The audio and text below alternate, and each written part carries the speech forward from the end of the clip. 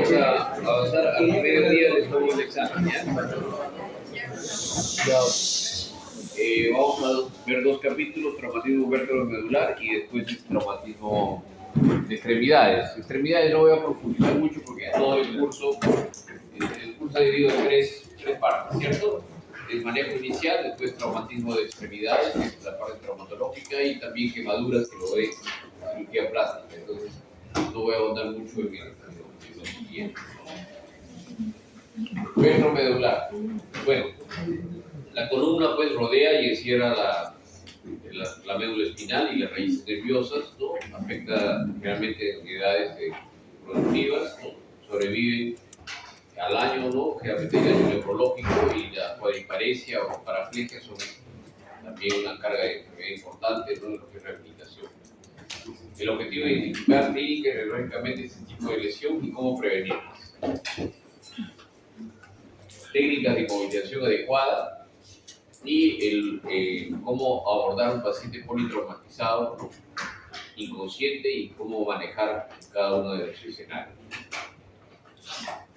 La causa más frecuente pues, de lesiones de la columna básicamente son accidentes de tránsito y se debe, como se mencionó en el examen anterior que les pregunté, ahí el exceso de velocidad es el principal factor. La clave para prevenir obviamente son el uso de cinturones de seguridad, los jinetes o la parte neumática que evita pues, el timón, ¿no? el golpe. Y siempre hay que, un paciente que es politraumatizado por accidente de tránsito es un paciente que puede tener traumatismo vértebro-medular hasta demostrar lo contrario. Los accidentes de tráfico son los principales, los laborales en segundo lugar. La lesión única de la médula es muy rara, ¿no? Generalmente por arma blanca, y las fracturas o luxaciones pues generalmente están relacionadas no solamente por la lesión ósea, sino porque pueden tener lesión también en la parte neurológica, ¿no? Traumatismo vértebro-medular con probablemente Estados Unidos cinturón de seguridad salió expedida por el parabrisas, ¿no? Riesgo de mortalidad alta.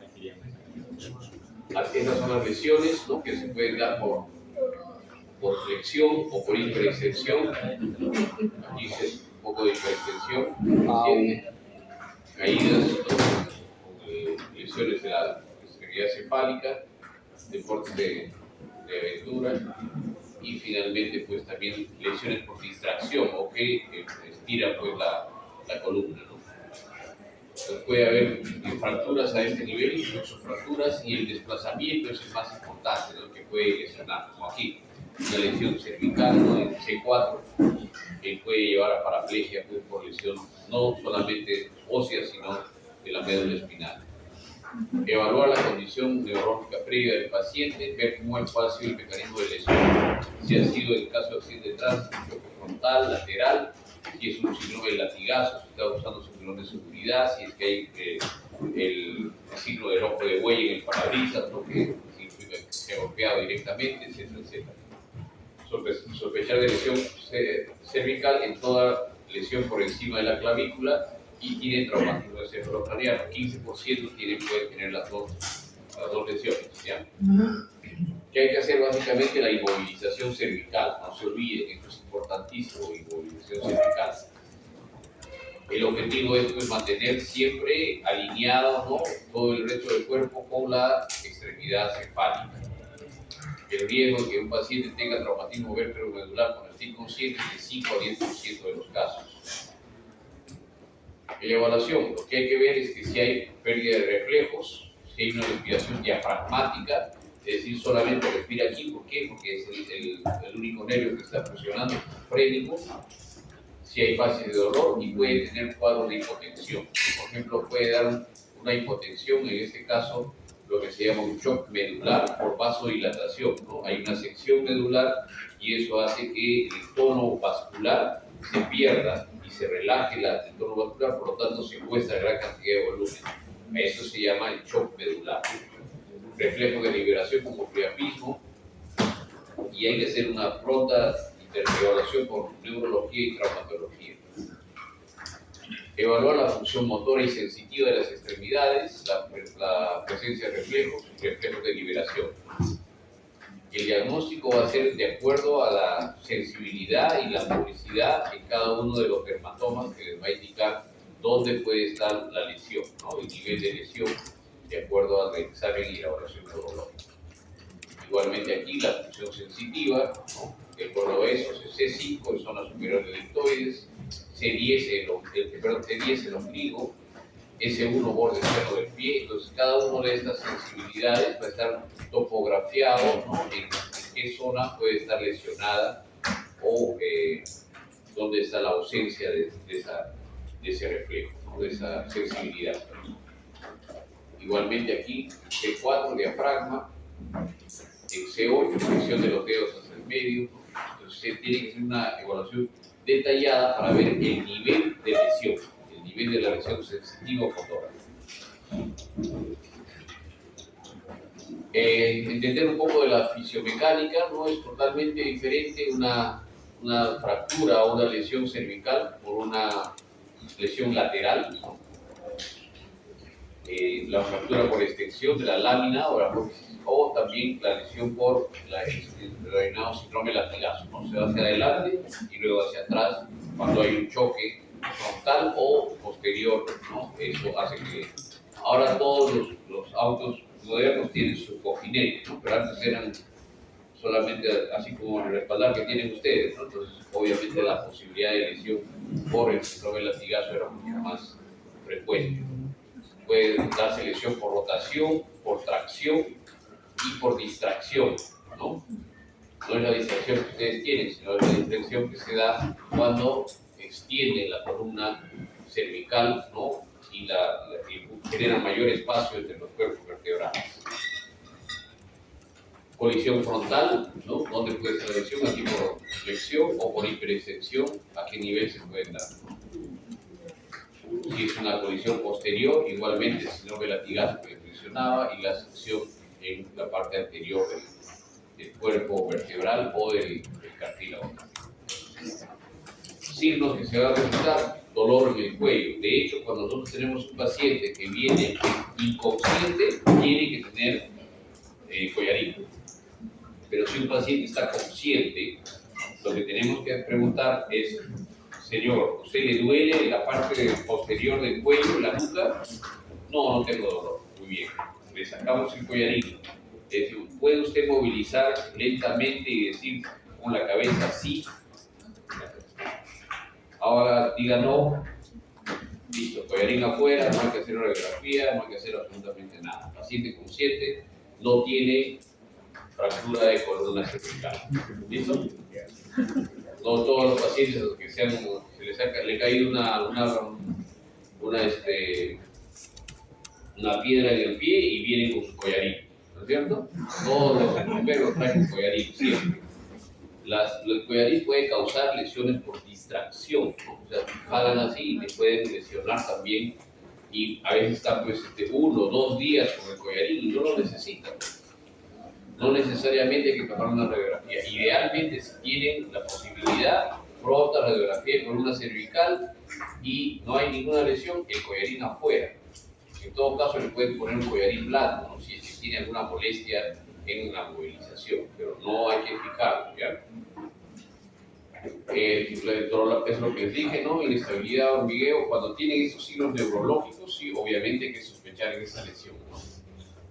Hipotensión por el trauma vertebromedular, ¿no? Y bradicardia con dificultad respiratoria. Cuando va ascendiendo o se va claudicando parte de los músculos respiratorios, entonces viene la exigencia de una respiración más torácica, ¿no? ¿Qué quiere decir? Que está viendo una parálisis progresiva, ¿no? Y finalmente, pues, claudica eso y tiene que entrar ya a soporte ventilatorio, porque si no van a perder el paciente. La infección, hay que posición de asalto con los brazos doblados sobre el pecho, ¿no? Siempre contusiones y golpes en la cara, hay que ver, identificar respiración diafragmática y deformidad y dolor en la columna, ¿no? Ustedes pueden palpar también las apófisis espinosas de la columna, no solamente cervical, sino todo el resto de la columna, y si hay dolor ahí, es un signo de advertencia y alarma, ¿ya? Shock medular, aquí está. La abolición de los reflejos cutáneos y tendinosos por debajo de la lesión, que puede durar horas o semanas, va a causar, pues, ¿en qué caso? Cuando hay una cuadriplegia flácida, se interrumpen las vías simpáticas, el paciente entra en bradicardia y disminución de la resistencia periférica, por lo tanto, la piel está caliente, rosada, hay hipotensión. ¿Cómo diferenciamos el shock hemorrágico del shock medular? Porque uno está hipertenso. Uno de los dos, shock, los dos están hipotensos. La bradicardia. Bradicardia. Aquí hay bradicardia. En el shock medular hay bradicardia. En el shock hemorrágico siempre va a haber taquicardia, a menos que el paciente esté usando un marcapaso o un bloqueador, ¿no? de las arritmias, ¿no? Pacientes ancianos puede ser. Pero si no, tiene que haber taquicardia, es la respuesta normal simpática. En cambio, el shock medular siempre hay bradicardia, ¿ya? La lesión medular puede ser completa o incompleta. Aquí está la distribución, ¿no? Saben que las fibras anteriores son las motoras y las posteriores son las sensitivas, ¿cierto? La sección medular completa pues, va a ser ausencia total de la función motora y sensitiva, y en una primera fase pues, va a haber un shock espinal. También se denomina así. Lesiones incompletas, hay una serie de síndromes. El trauma, la verdad es que es muy difícil que ustedes tengan, por ejemplo, este síndrome de bronce cuarto, que es un de disección, ¿no? Por arma de fuego, imposible. Por arma blanca, pues tienen que tener una buena puntería para seccionar justo la mitad entrar entre los cuerpos vertebrales, entre el disco vertebral, y seccionar la mitad de la médula. Pues para tener una precisión, mucha suerte, ¿no? Pero puede darse. Y pues esos son los síndromes centromedular, el síndrome comisural, que se le llama, pérdida de sensibilidad propioceptiva, el de bronce cuarto, que es de la hemisección medular, donde hay básicamente una debilidad ipsilateral con la pérdida de posición, generalmente se da otro tipo de enfermedades, ¿no? También hay un síndrome medular central, eso sí es más frecuente, por una desvascularización a nivel central, y lo que se da son debilidad de los miembros, ¿no? De manera casi global. El tratamiento, ¿cómo debemos tratar una sospecha o un traumatismo vértebromedular? Primero el ABCD, siempre vía aérea, ventilación y circulación. Si tenemos un paciente, un niño de 15 años que estaba manejando su bicicleta y se cae, ¿no? Y tiene un traumatismo, y le encontramos inconsciente, ¿qué es lo primero que tenemos que hacer? A ver, usted.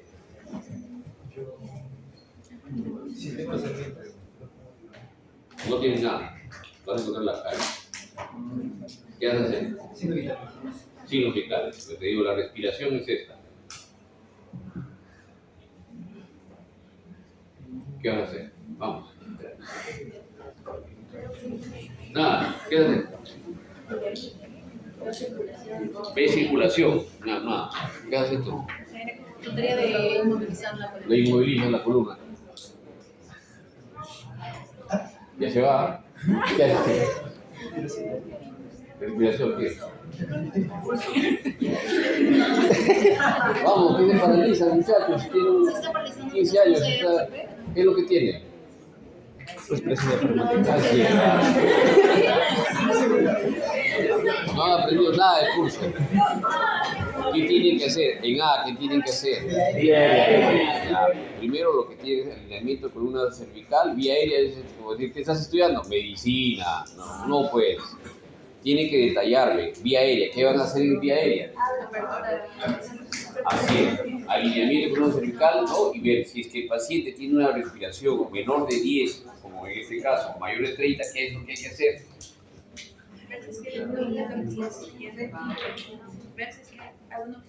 Así es, ya, y no hay ningún objeto construyendo. ¿Qué es lo segundo que vas a hacer? ¿Respiración? ¿Qué van a hacer? No han aprendido nada. O sea, mi teoría de que les doy la clase y les tomo examen no está sirviendo, porque quiere decir que dan un buen examen, pero después no saben nada en la clase siguiente. tracción mandibular. La causa más frecuente de obstrucción de la vía aérea en un paciente inconsciente es la lengua. Tiene que hacer tracción mandibular. Y si hacen tracción mandibular y el paciente respira adecuadamente, ¿qué es lo el siguiente que tienen que hacer? Circulación.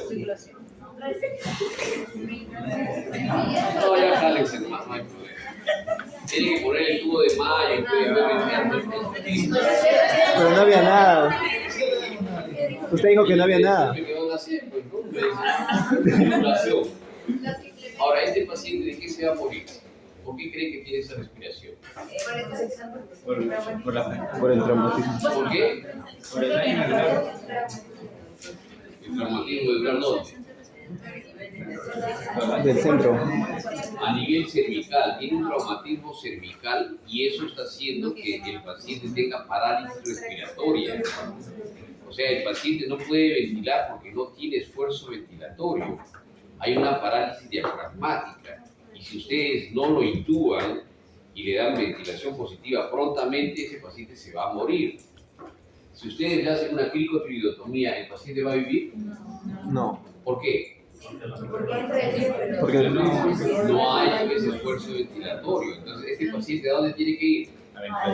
A ventilación mecánica. Estamos de acuerdo. Este paciente prontamente lo intuban y lo ponen en ventilación mecánica porque no tiene esfuerzo ventilatorio. De repente es agudo, sí, hay edema y eso va a disminuir, pero de repente ya tiene una lesión instalada. Y si ustedes no ven en A, ¿ves? El paciente tuvo un traumatismo cervical, pero en A no supieron manejar y se murió. ¿De qué sirve todo lo que les voy a enseñar después? Ya no sirve. Por eso es que tienen que saber las prioridades. ¿Ya? En A, este paciente puede claudicar sin tener obstrucción de vía aérea todo lo que es la función ventilatoria superior. Finalmente, si ustedes no hacen nada, lo van a perder. Estabilizar la columna, extricación y transporte. No se olviden que si sospechan un traumatismo vértebro-medular, tienen que tener control de columna cervical y mantener siempre el eje alineado de la extremidad cefálica con el resto del cuerpo. ¿Está bien?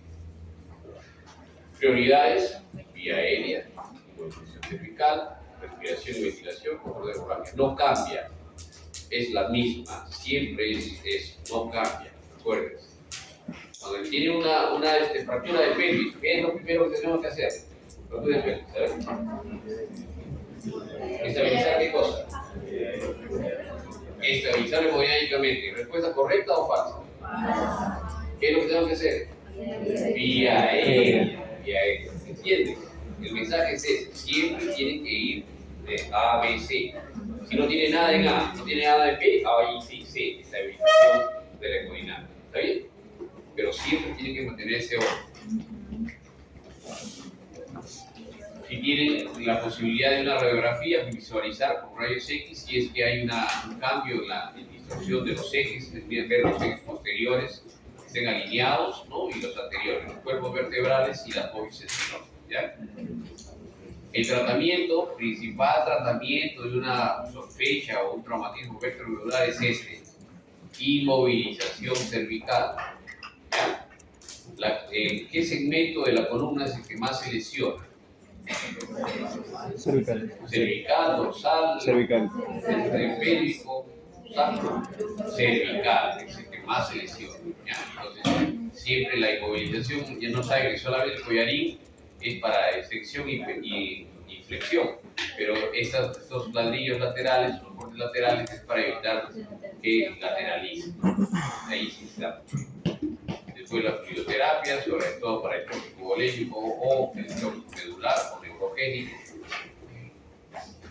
El shock neurogénico, ¿cómo lo diferenciamos del shock medular? Bradicardia y taquicardia. Neurogénico. Shock, bradicardia, no, básicamente eso.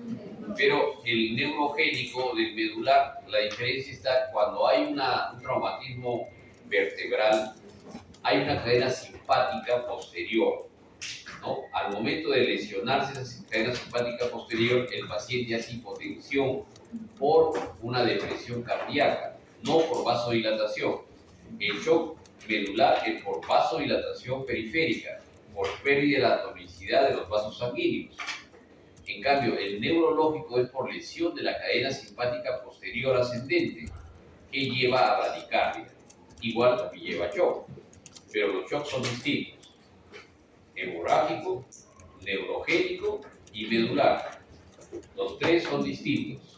¿De acuerdo?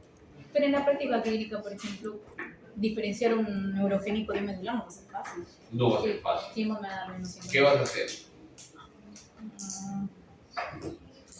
No Bueno, tratas como igual. nosotros igual. O sea, yo prefiero que a un paciente con shock medular le pase más volumen del que necesita, porque el tratamiento del shock medular no es fluidos, sino es inotrópicos. Inotrópicos, ajá. Buscar que el tono vascular se restablezca. Pero yo prefiero que tengas un paciente hematoso, encharcado, con líquido que no le has debido pasar, que ya no tengas un paciente que tenía un shock hemorrágico, finalmente no le pasaste nada de volumen ni sangre y lo perdiste. ¿Entiendes? O sea, prefiero que se equivoquen dándole un tratamiento habitual de fluidos, ¿no? A que no se le haga más nada y el paciente se pierda.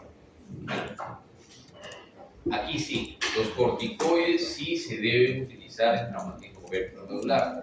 Se ha comprobado que los corticoides son efectivos para disminuir edema a este nivel, ¿no? Y el tratamiento, como les decía, en el caso del shock medular es vasopresores. ¿Por qué? Porque tenemos que restablecer el polo vascular que se ha perdido por esta pérdida de control neurológico. El traslado siempre con inmovilización, coordinar con la parte especializada, y este paciente siempre tiene que tener un monitoreo de la función respiratoria. ¿Por qué? Porque puede ir claudicando, ¿no?, la función respiratoria y puede haber parálisis diafragmática por compromiso del nervio freno. La inmovilización con chalecos de estricación, siempre buscando el alineamiento de este eje dorsal con la columna cervical. Y la movilización que bloque, ¿no?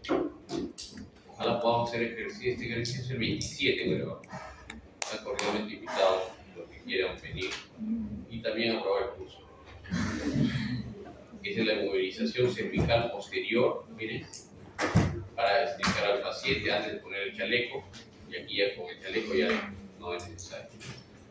Y cómo se pone la camilla para poder movilizar al paciente, y aquí ya está inmovilizado completamente, ¿no?, con su collarín y después con las vías laterales.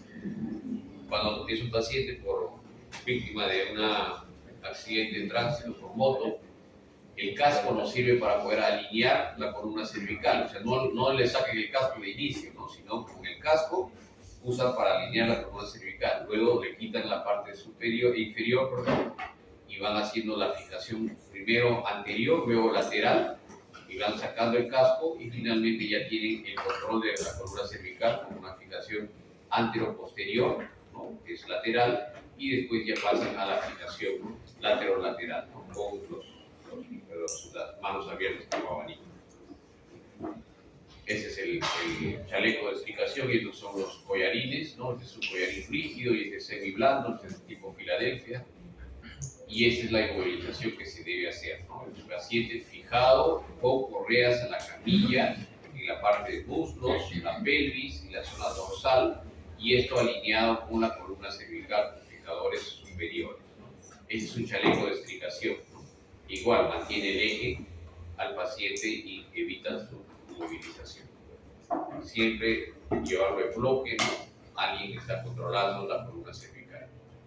Esos son todos los dispositivos que se tienen para poder estabilizar y que la columna cervical no tenga rotación lateral. Así es como debemos tratar.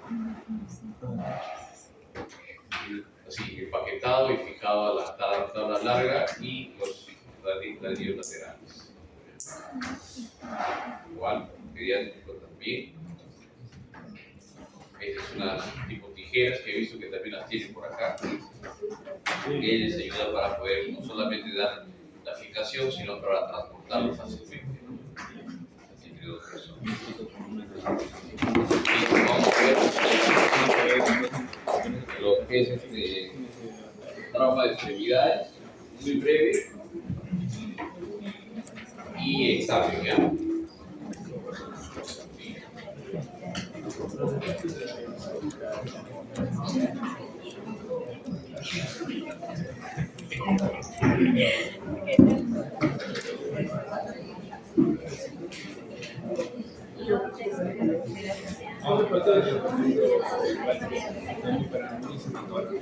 Muchachos, la próxima, en octubre ya van a empezar a visitar los hospitales, ¿cierto? Ya, a ver, les propongo, antes de octubre o terminando octubre, porque creo que es hasta fines de octubre, no antes de ¿cierto? Hasta fines de noviembre. Fines de noviembre, ya, ok. Entonces les propongo eso. O antes o después de sus rotaciones, necesito que hagan una campaña de prevención de accidentes de tránsito. Y tiene que ser un domingo. Como van a salir aprobados en este curso de trauma, entonces no va a ser necesario que les ponga puntos por esa campaña.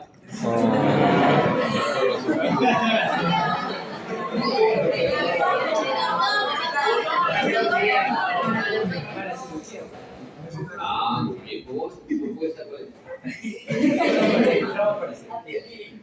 Los puntos podrían ser para la cirugía. ¿Qué cirugía? A ver, El abdomen, para el otro curso.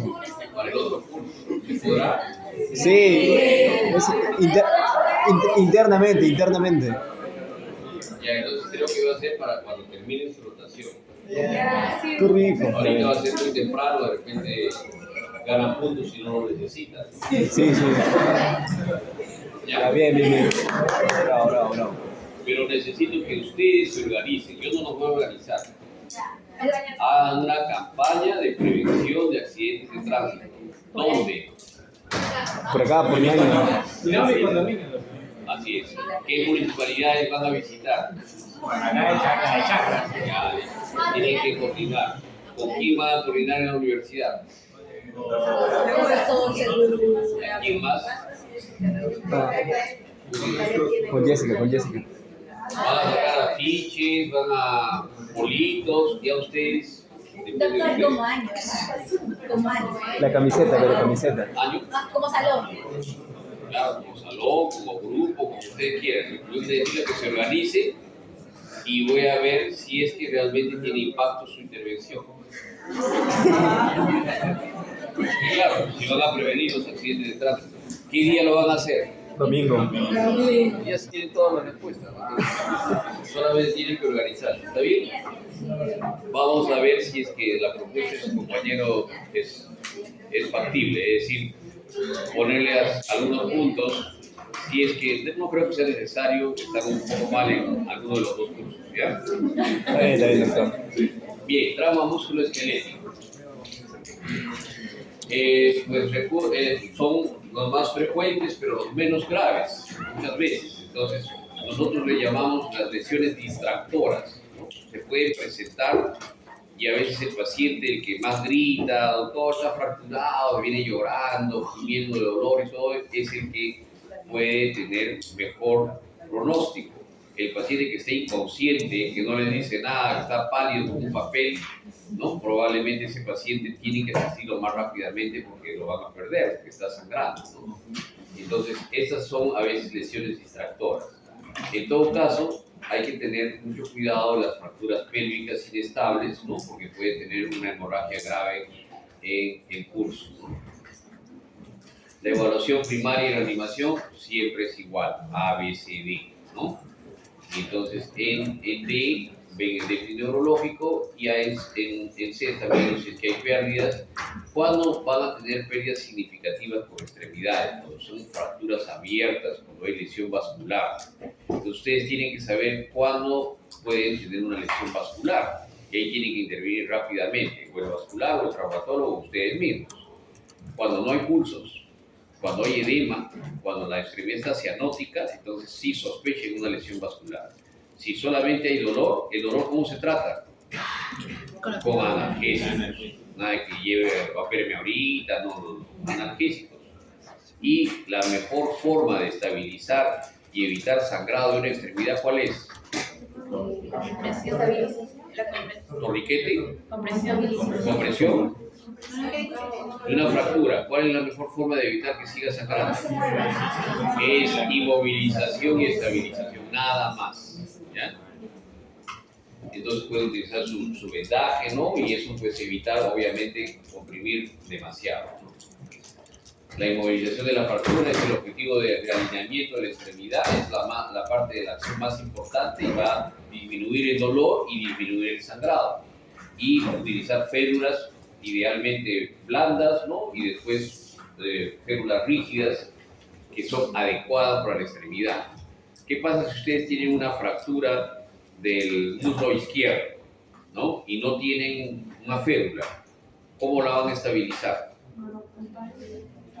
A ver, ¿cómo? Rápido, tienes 10 segundos. Torniquete, no. O la otra pierna, ¿no? Algo más sencillo. Con la otra pierna lo vendan y ya está estabilizado. Claro, le dicen que no mueva las piernas, obviamente. Doctor, la inmovilización de las fracturas también incluye el caso de la reducción de las fracturas cuando están externas. Claro, cuando son externas, generalmente no se recomienda hacer la inmovilización ahí. Primero que el paciente no te lo va a tolerar porque solamente en las películas, y un ratito ya, no, eso es falso.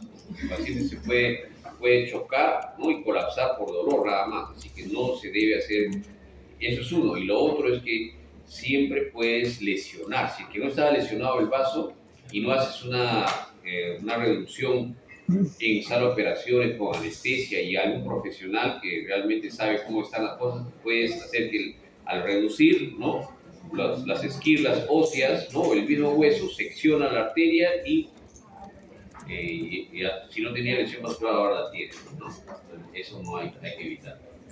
Si es abierta, el médico no debe preocuparse en reducir los fragmentos, ya que todas requieren un procedimiento quirúrgico. Primero hay que limpiarla, hay que anestesiar, hay que llevarla a la sala de operaciones y ahí hay que hacer la reducción, ¿no?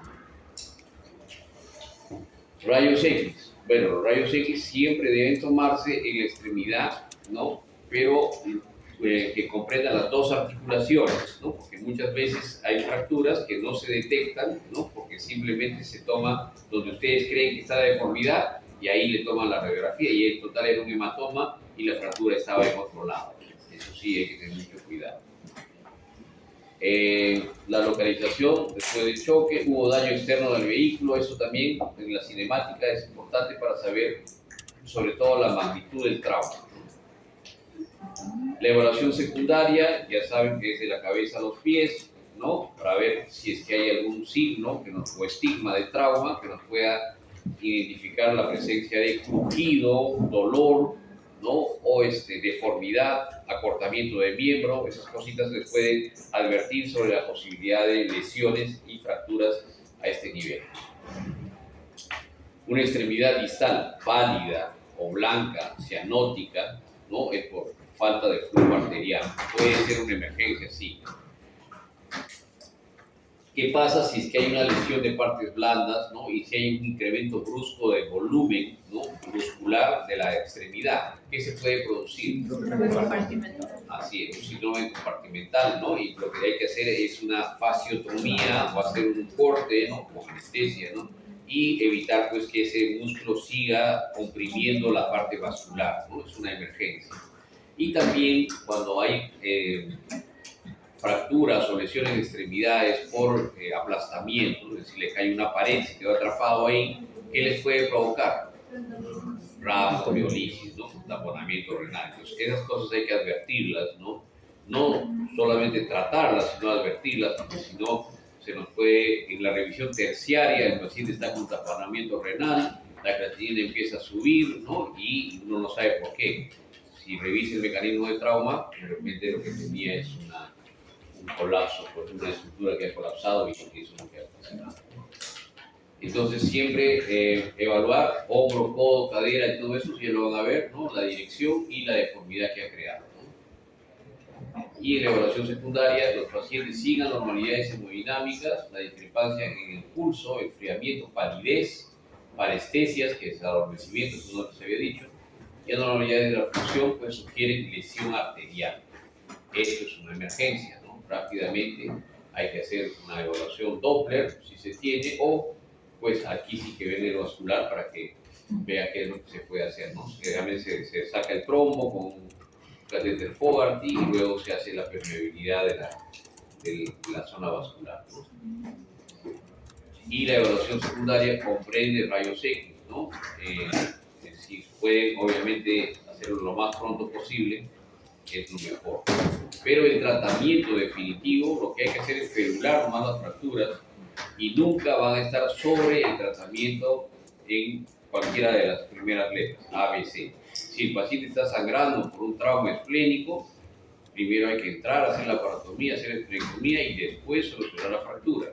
Y así, ¿no? Si tiene un traumatismo encefalocraniano, primero hay que darle el soporte, los medicamentos, ¿no? Intubar al paciente, manejo de vía aérea y después tratar la fractura. O si tienes un embolismo graso, ok, tienes que, es consecuencia de la fractura, tienes que tratar el embolismo graso primero y después la fractura. ¿Ya? Ese es el orden en las prioridades. La estabilización, ¿no? En la mecánica del anillo pues, se comprueba pues, a través de la pelvis. La fractura de pelvis es realmente, probablemente, las zonas más difíciles de tratar y, como les mencioné en un momento, son realmente un problema en el manejo de trauma. ¿Por qué? Porque pueden pasar lesiones inadvertidas, puede secuestrar gran cantidad de volumen y su estabilización y el tratamiento definitivo quirúrgico o con embolización a veces llega tarde y el paciente se pierde. Entonces lo que hay que hacer, eso se les voy a enseñar en la parte del taller, es hacer una estabilización de la fractura con unas sábanas, puestos como un pañal o incluso con el mismo pantalón, se le hacen unos cortes y el pantalón le sirve para poder utilizar y ferular la pelvis, ¿no? De esa manera pueden prevenir sangrados profusos y finalmente salvar al paciente. Inspeccionar el área pélvica. Antes se hacía mucho la maniobra del libro abierto, libro cerrado. Se cogía las crestas ilíacas antes superiores y se las hacía como abrir un libro y después como cerrar el libro. Ahora se ha dicho pues, que esto no se debe hacer porque, es más, todos quieren hacerlo, ¿no? Y ¿le duele? Sí, otra vez, ¿le dolió? Sí, le dolió. ¿Y qué están haciendo? Si es que estaba más o menos estable la fractura, ya la han hecho inestable, ¿no? Entonces, no se recomienda. Solamente una vez se puede hacer la evaluación, siempre y cuando no tengan la posibilidad de que en corto tiempo tenga una radiografía de pelvis, ¿no? Lo ideal es una evaluación radiográfica. Y sí pueden hacer la intervención temprana, ¿no? No para poder evaluar si hay fracturas, sino para prevenir la misma a través de ponerle un pañal o una sábana, pues, envolviendo ambas crestas ilíacas anterosuperiores, ¿no? Aquí, por ejemplo, tiene una fractura de la rama isquiopúbica aquí, ¿no? Aquí hay una distancia mayor de 4 centímetros y esta fractura a veces anterior también da una fractura posterior. Lo que sangra más es la zona sacroiliaca más que la zona de la sínfisis de pubis. El manejo siempre va en lo que es control de hemorragia y estabilizar o devolver el anillo pélvico. Puede hacerse de manera externa o también puede hacerse a través de cirugía con una fijación externa. Y el síndrome de aplastamiento pues, está caracterizado por la rhabdomiolisis traumática, como les decía, ¿no? El acúmulo de estos desechos que finalmente pueden llegar hasta el taponamiento renal y causar también isquemia muscular y muerte, ¿no? Eso es lo que tienen que evaluar, ¿no? Hay trastornos metabólicos por todo este síndrome que se ha descrito mucho en pacientes pues, que en terremotos, deslizamientos, en los benditos huaicos, ¿no? Quedan atrapados por minutos u horas y pueden tener este síndrome que finalmente cobra vidas, ¿no? No sé si han visto, hay un video donde había un niñito que quedó en un pozo, ¿no? Quedó atrapado y él estaba pues, saludando y todo bien, ¿no? Contento de que veía todo, que el helicóptero venía, quería sacarlo. Al final lo sacaron y a las horas falleció, ¿no? Por eso, por un síndrome de rhabdomiolisis. Las fracturas abiertas, ¿no? Y lesiones articulares son para tratamiento especializado. Eso lo van a ver en lo que queda del curso, ¿no? Porque no se acaba acá, van a ver todo lo que es traumatología. Y el síndrome compartimental, pues tiene que estar, lo primero que tiene que hacer es advertirlo, ver esta posibilidad, ¿no? Y si es que la hay, pues hacer la descompresión, la fasciotomía porque es la fascia o la apeneurosis muscular la que tiene que liberar para evitar que continúe este síndrome compartimental. Obviamente no es tan sencillo y tiene que hacerlo un especialista para no tener lesiones vasculares y también para que la reconstrucción sea lo mejor posible. Ausencia de palpación del pulso, ¿no? Puede debe descartarse este síndrome, ¿no? Sospechar cuando hay también retirar los vendajes o yesos, que a veces nosotros estamos poniendo esto de manera compresiva y finalmente pues estamos nosotros causando el síndrome compartimental. Bueno, lesiones neurológicas ya es mucho detalle para ustedes, así que yo creo que ahí nos quedamos. Exactamente 2 y 2. Y vamos a avanzar.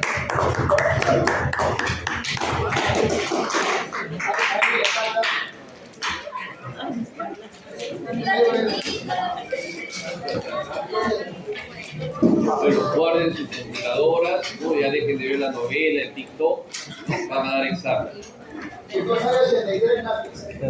Gracias. Guarden sus computadoras, ya no me van a dar el examen con la computadora. Sí. El tiempo está corriendo. Lo paró yo también. 12:30 acaba.